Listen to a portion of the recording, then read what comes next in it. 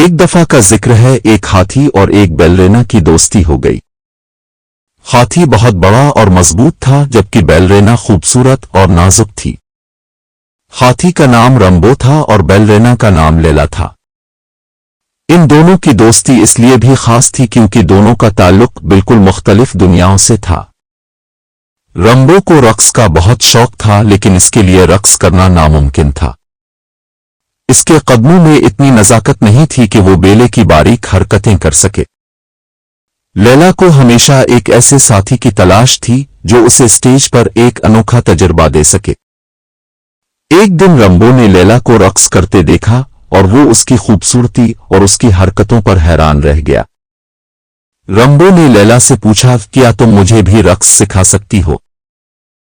लैला हंसी और कहा, तुम इतने बड़े हो, तुम कैसे रक्स कर सकते हो? रंबो मायूस नहीं हुआ।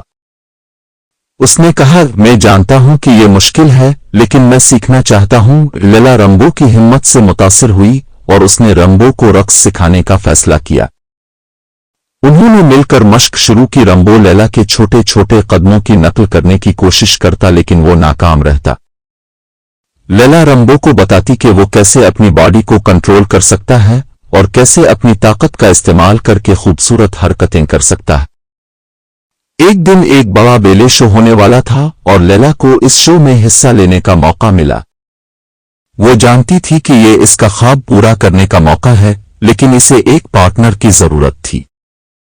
लैला ने रंबो से पूछा, क्या तुम मेरे साथ इस शो में हिस्सा लोगे? रंबो हैरान रह गया और कहा, मैं कैसे तुम्हारे साथ स्टेज पर रक्स कर सकता हूं? लैला ने रंबो को हौसला दिया और कहा, तुम मेरे सबसे अच्छे दोस्त हो और मुझे तुम पर यकीन है, हम मिलकर कुछ अनोखा कर सकते हैं। रंबो लैला की बात मान गया और उन्होंने शो की तैयारी शुरू कर दी। शो के दिन जब रंबो और लैला स्टेज पर आए तो हर कोई हैरान रह गया। एक हाथी और एक बैलरेना का साथ रक्स करना किसी ने कभी नहीं देखा था।